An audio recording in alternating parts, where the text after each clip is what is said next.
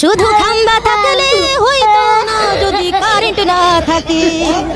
সবসময়ই ইসলামকে ছোট করে দেখা হয়, খবর শুনেছি। সেভাবে করে শিবির নিয়ে তাদের কোনো কটূক্তিমূলক কোনো ধরনের কথা। জামাত শিবির সাথে সংগ্রাম, ভাইদের এই উদ্যোগগুলো আমার কাছে খুবই ভালো লাগে। তো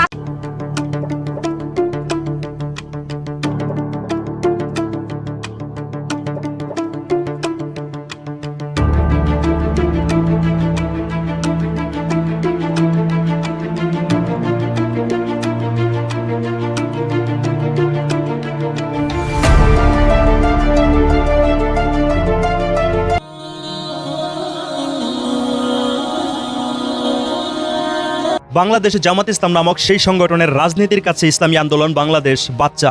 আমার এই কথাগুলোকে শুনে হয়তো আপনাদের অনেকের মনেই অনেকগুলো প্রশ্ন থাকতে পারে। তবে প্রাণপ্রিয় ভাই ও বন্ধুরা, আমার এই ভিডিওটা আপনারা সম্পূর্ণ দেখুন, তাহলে আমি কি বোঝাতে চাচ্ছি, এখানে কি বলতে চাচ্ছি। ইসলামী আন্দোলন বাংলাদেশে জামাত ইসলাম নামক সেই সংগঠনের রাজনীতির কাছে যে বাচ্চা, আপনারা স্পষ্টভাবেই বুঝতে পারবেন। তবে অবশ্যই কথাগুলোকে শুনে তারপরে আপনার মন্তব্য আপনি কমেন্টে লিখে জানাতে পারেন। দেখুন, আমি কিন্তু বেশ কয়েকটা ভিডিও ক্লিপ এই ভিডিওটার মধ্যে আপনাদেরকে দেখিয়েছি। দেখুন, বাংলাদেশ জামাত ইসলাম নামক সেই সংগঠন, তাদের দায়িত্বশীলেরা যারা ছাত্র শিবিরের সাথে জড়িত আছে, তারা কিন্তু নিজের সংগঠনের জন্য মাঠে ময়দানে খুব মনোযোগ সহকারে কাজ করে যাচ্ছে। তারা কিন্তু অনেক কৌশল অবলম্বন করেছে, যে সমস্ত কৌশলগুলো ইসলামী আন্দোলন বাংলাদেশের কোনো ব্যক্তিরা অবলম্বন করতে পারছে না। এই যে দেখুন, এসএসসি পরীক্ষাকে ঘিরে বাংলাদেশে জামাত ইসলাম নামক সেই সংগঠনের কর্মী কিংবা দায়িত্বশীল যারা সাপোর্টার আছে, তাদের সংগঠনকে বড় করার জন্য, তাদের সংগঠনকে শক্তিশালী করার জন্য তারা কিন্তু বেশ কয়েকটা কৌশল অবলম্বন করেছে। বিশেষ করে এসএসসি পরীক্ষার্থী যারা পরীক্ষায় উত্তীর্ণ হয়েছে, যারা পরীক্ষায় ভালো রেজাল্ট করেছে, ফার্স্ট করেছে, তাদের জন্য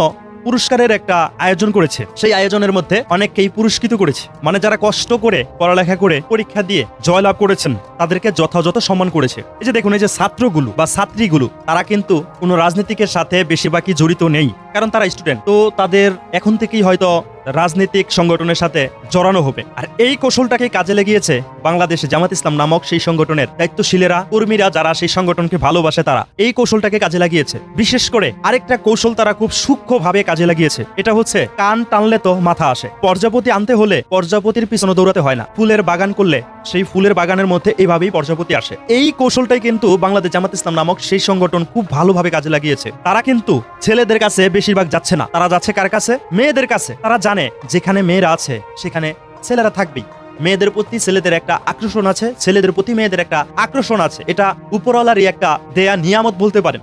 অবশ্যই এটা সমস্ত পুরুষের ভিতরে কাজ করে, সমস্ত মেয়েদের ভিতরে কাজ করে। তবে যারা ধর্মীয় আমলগুলোকে চর্চা করে, যারা ধর্মীয় দিক থেকে চলাফেরা করে, তাদের আমলের মাধ্যমে তারা তাদের কলফকে, তাদের অন্তরকে তারা নিয়ন্ত্রণ করে। আল্লাহ পাক রব্বুল আলামিন যা করতে নিষেধ করেছে, তারা অনেক কষ্ট করে হলেও আমলের মাধ্যমে সেগুলোকে দমিয়ে রাখে। তবে এই সমস্ত ফাসিলত, এই সমস্ত অভ্যাস প্রত্যেকটা পুরুষের ভিতরেই আছে, প্রত্যেকটা নারীর ভিতরেই আছে। কারণ আদম আলাইসাল্লাম হাওয়া আলাইসাল্লামকে দেখে কিন্তু আকর্ষিত হয়েছিল। আদম আলাইসাল্লাম ছিল পুরুষ এবং হাওয়া আলাইসাল্লাম তিনি ছিলেন আমাদের আম্মাজান, তিনি হচ্ছেন নারী। তো নারী পুরুষের মধ্যে একটা আকর্ষণ আছে। তো সেই কৌশলটাকেই কিন্তু বাংলাদেশ জামাত ইসলাম নামক সেই সংগঠন, সেই সংগঠনের দায়িত্বশীলেরা, সেই সংগঠনের সাপোর্টাররা, সেই সংগঠনের শুভাকাঙ্ক্ষীরা যারা সেই সংগঠনকে ভালোবাসে, তারা কিন্তু এই কৌশলগুলোকে অবলম্বন করেছে। ছাত্র জীবনে এই মানুষগুলো এখনো কোনো রাজনীতিকের সাথে জড়িত নেই, তাদেরকে রাজনৈতিক সংগঠনের সাথে জড়ানোর জন্য মূলত এই কৌশলটাকে অবলম্বন করেছে।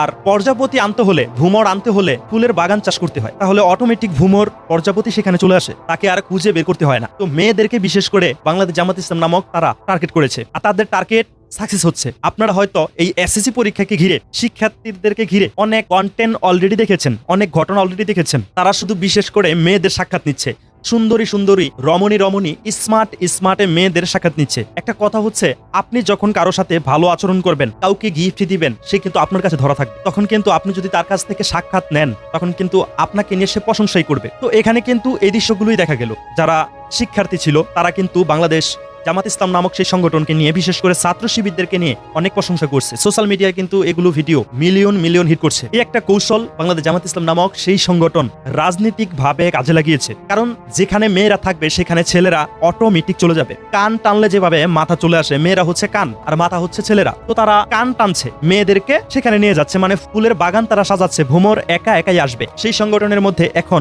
অনেক ছেলে কর্মী গিয়ে ঢুকবে, কারণ তাদের সংগঠনের মধ্যে অসংখ্য অগণিত সুন্দরী রমণী মেয়ে আছে, ছাত্রী আছে। তাদেরকে দেখে আকৃষ্টিত হয়ে তাদের সংগঠনের মধ্যে যাবে। ইসলামের কোনো উপকার হোক কিংবা না হোক, তারা কিন্তু নির্বাচনের মাঠে এই বুটগুলোকে কালেকশন করেছে। এটা কিন্তু দিনের আলোর মতো করে পরিষ্কার। ইসলামের দিক থেকে যদি আমরা বলতে চাই, এটা কিন্তু একদমই নাজায়েজ হয়েছে, কারণ এখানে অসংখ্য অগণিত মেয়েরাই বেপরদা ভাবে আছে। এটাই কিন্তু বাংলাদেশ জামাত ইসলাম নামক সেই সংগঠনের একটা টোপ, এটাই একটা টার্গেট। যদি এই সমস্ত সুন্দরী রমণী বেপরদাশীল মেয়েদেরকে তাদের সংগঠনের সাথে কৌশলে পুরস্কার দিয়ে সুন্দর সুন্দর কথা বলে তাদের সংগঠনের সাথে জড়াতে পারে, এদের আগ্রহে অসংখ্য অগণিত ছেলে মানুষ সেখানে ঢুকে যাবে। তাদের মন মানসিকতায় একটা জিনিস কাজ করবে যে একসাথে ইসলামও বাস্তবায়ন করব আর সুন্দরী সুন্দরী রমণী মেয়েদেরকেও দেখতে পাবো। কিন্তু তারা তো প্রকৃত ইসলামটা কি তারা জানে না। আর ইসলামী আন্দোলন বাংলাদেশের কাছে এখন আসে। আমি যে বললাম বাংলাদেশ জামাত ইসলাম নামক সেই সংগঠনের রাজনীতির কাছে ইসলামী আন্দোলন বাংলাদেশ বাচ্চা। আপনারা দেখুন, এখানের এই দৃশ্যটা দেখেই হয়তো আপনারা বুঝতে পেরেছেন বাংলাদেশ জামাত ইসলাম নামক সেই সংগঠন কি কৌশল অবলম্বন করেছে। আমি কিন্তু আরেকটা কথা স্পষ্ট করি, আমি কিন্তু রাজনীতির কথা বলেছি, ইসলামের কথা বলিনি। এখন যদি আমি ইসলাম দিয়ে কম্পেয়ার করি, ইসলামী আন্দোলন বাংলাদেশের ইসলামিক রাজনীতির কাছে, ইসলামিক আদর্শের কাছে, ইসলামিক নিয়ম কানুনের কাছে, ইসলামিক শিক্ষানীতির কাছে বাংলাদেশ জামাত ইসলাম নামক সেই সংগঠন একটা বাচ্চা। কারণ বাংলাদেশ জামাত ইসলাম নামক সেই সংগঠন তারা দুনিয়াবি ভাবে উপকৃত হওয়ার জন্য কিন্তু সামনের দিকে অগ্রসর হচ্ছে। কারণ পদ্মা করা হচ্ছে আল্লাহ পাক রব্বুল আলামিনের ফরজ বিধান। সেই পদ্মা একটা ফরজ বিধান যারা মানছে না, এমন অহরহর ঘটনা ঘটাচ্ছে, তারা অবশ্যই দুনিয়াবি ভাবে লাভবান হওয়ার জন্যই কিন্তু এমনটা করছে। আর অন্যদিকে ইসলামী আন্দোলন বাংলাদেশ চাইলে কিন্তু এই কাজটাকে করতে পারত। তারাও কিন্তু এই একই টেকনিক অবলম্বন করতে পারত। যারা এবার পরীক্ষায় উত্তীর্ণ হয়েছে, যারা জয়লাভ করেছে, তাদেরকে পুরস্কার করে তাদের কাছ থেকে সুনাম নিতে পারত। কিন্তু সবচেয়ে মজার ব্যাপার, ইসলামী আন্দোলন বাংলাদেশের মেয়ে কোনো সংস্থা নেই, কারণ তারা তো ইসলামের জন্যই রাজনীতি করে। আমি সেজন্যই বললাম দুনিয়াবি ভাবে রাজনৈতিক লাইনে ইসলামী আন্দোলন বাংলাদেশ জামাত ইসলাম নামক সেই সংগঠনের কাছে রাজনৈতিক দিক থেকে বাচ্চা, আর ইসলামের দিক থেকে, ইসলামিক আদর্শের দিক থেকে, ইসলামিক সমস্ত সাইড থেকে ইসলামী আন্দোলন বাংলাদেশের কাছে বাংলাদেশ জামাত ইসলাম নামক সেই সংগঠন একটা বাচ্চা। আমি হয়তো আপনাদের কাছে একদম স্পষ্ট করতে পেরেছি, ইসলাম মানার দিক থেকে, ইসলাম জানার দিক থেকে, ইসলামিক আমল করার দিক থেকে ইসলামী আন্দোলন বাংলাদেশ বাবার ভূমিকা পালন করছে। তবে ইসলামী আন্দোলন বাংলাদেশের একটা অপশন ছিল, যারা এসএসসি পরীক্ষার্থী ছিল তাদেরকে গিয়ে সম্বর্ধনা জানানো, পুরস্কার দেওয়া, এগুলো তাদেরও একটা সুযোগ ছিল, কিন্তু তারা এই সুযোগটাকে কাজে লাগায়নি। ইসলামী আন্দোলন বাংলাদেশের নেতা কর্মী দায়িত্বশীলেরা বিশ্বাস করে নূহ আলাইহিস সালাম 950 বছর মানে 950 বছর দিনের দাওয়াত দিয়েছিল। নূহ আলাইহিস সালামের দিনের দাওয়াত পেয়ে 80 জনের কম কিংবা 80 জন এর আশেপাশে মানুষগুলো হেদায়েতপ্রাপ্ত হয়েছিল। কিন্তু নূহ আলাইহিস সালামের নবুয়ত নষ্ট হয়নি, বিন্দু পরিমাণেও নবুয়তের কমতি হয়নি, তিনি দ্বীনের পথে অটল ছিলেন। তো ইসলামী আন্দোলন বাংলাদেশ সেই রাস্তাটাই অবলম্বন করছেন। যদি ইসলামের উপর অটল থেকে ইসলামিক কাজগুলোকে চালিয়ে যাওয়া যায়, মানুষগুলোকে দ্বীনের পথে আনার চেষ্টা করা যায়, রাষ্ট্রীয়ভাবে শরিয়া আইন বাস্তবায়ন করা যায়, তাহলে গেল। আর যদি না যায়, তাহলে ইসলাম পালনে কোনো কমতি থাকবে না, কোনো সমস্যা থাকবে না। কারণ নূহ আলাইহিস সালাম 950 বছর দাওয়াত দিয়েছে দ্বীনের পথে অটল থেকে, কিন্তু ওনার নবুয়তের কোনো ত্রুটি হয়নি। আল্লাহ পাক রব্বুল আলামিনের কাছে তিনি প্রিয় নবী ছিলেন। তো ইসলামী আন্দোলন বাংলাদেশের নেতা কর্মী দায়িত্বশীলেরা ইসলামের উপর অটল থেকে